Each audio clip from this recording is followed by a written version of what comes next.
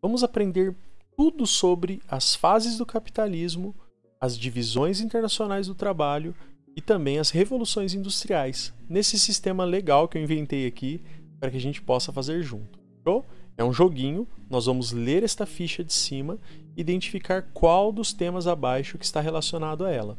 Lembrando que elas não vão aparecer na ordem, beleza? Para deixar ainda mais difícil e mais legal. Eu sou o Leandro, professor de Geografia, e vamos lá na prática aprender. Prática na qual um território exerce domínio político, cultural ou religioso sobre um determinado povo. O controle é exercido por meio de uma potência ou força política militar externa que deseja explorar, manter ou expandir o seu território. Nós estamos falando de uma coisa que acontece há muito tempo no mundo. Já descobriu o que é? É o colonialismo. Alterações dos sistemas de produção estiveram marcadas pela substituição de produtos manufaturados, feitos à mão, para os industrializados, os quais foram tomando conta do cenário mundial por meio do desenvolvimento do sistema fabril de produção, as primeiras fábricas, gente, e da explosão demográfica nos grandes centros urbanos. Muita gente morando em cidade servia como mão de obra para essas fábricas. Nessa época aí, pessoal, é uma das fases do capitalismo. Você consegue identificar qual é abaixo? Capitalismo industrial. Vai anotando quantos que você acerta, fechou? O que é o protagonismo exercido pela especulação financeira e pela bolsa de valores, e passou a ser uma espécie de termômetro sobre a economia de um país. Gente, se houve uma época que ter territórios e riquezas minerais era o que determinava se um país era poderoso ou não, e uma outra que possuir indústrias era o que determinava, esta que está descrita aí, o país que possui bolsas de valores, reservas financeiras e capacidade de fazer movimentações financeiras, se torna um país mais poderoso. É uma das fases do capitalismo. É o capitalismo financeiro.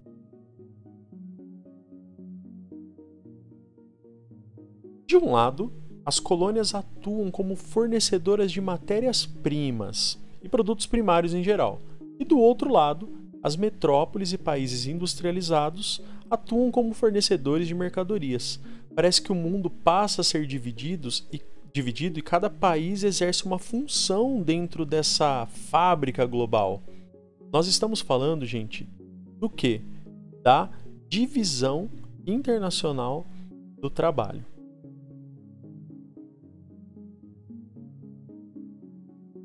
O que é o ciclo imperialista que levou os países europeus a ocuparem a África e a Ásia, transformando esses territórios em suas colônias?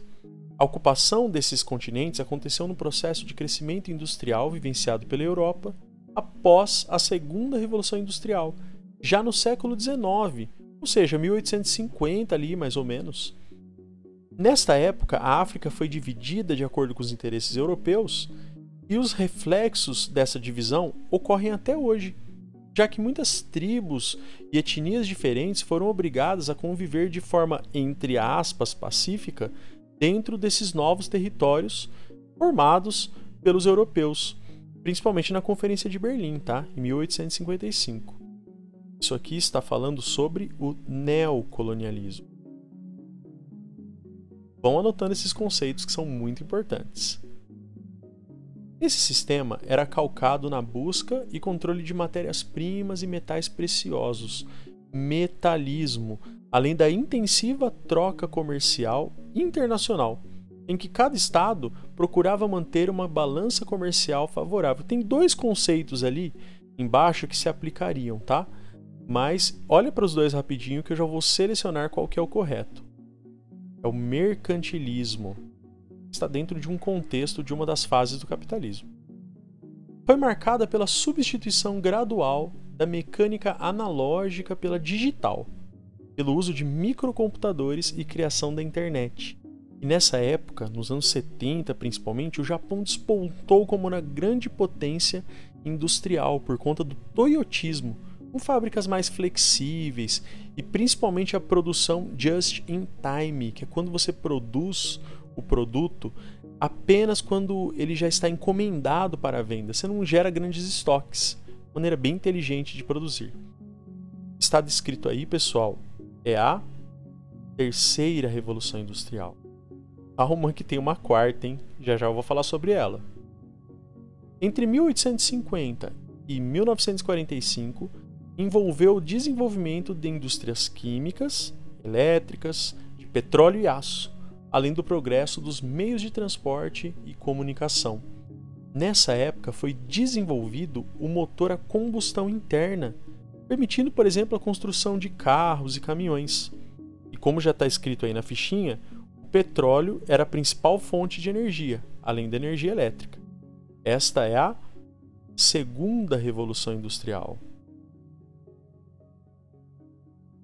Se você está gostando, deixa um like, deixa um comentário também rapidinho, ajuda demais no engajamento do YouTube. Para o YouTube, isso vai fazer com que o canal seja indicado para outras pessoas. Eu vou agradecer de coração, tá?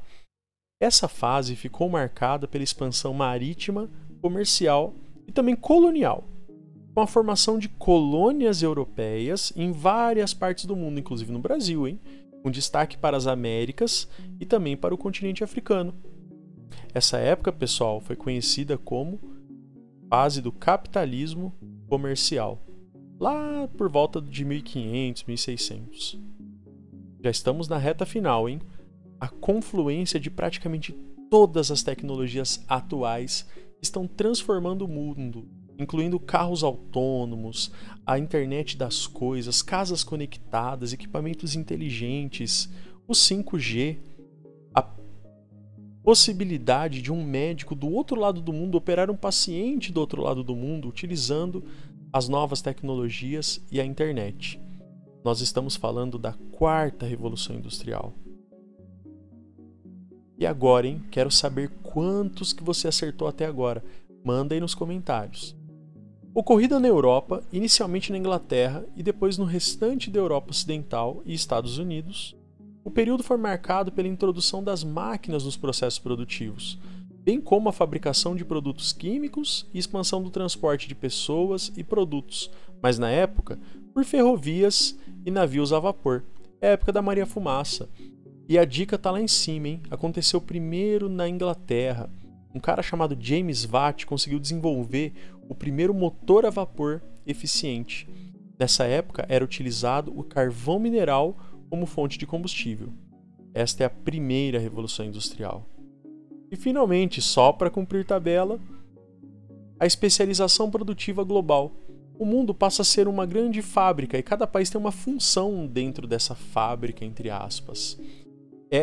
Cada país fica designado a produzir um determinado produto ou partes dele, dependendo dos incentivos oferecidos em cada país. Lembra que a gente marcou a divisão internacional do trabalho, onde tinha os fornecedores de matéria-prima e os fornecedores de produtos industrializados e manufaturados?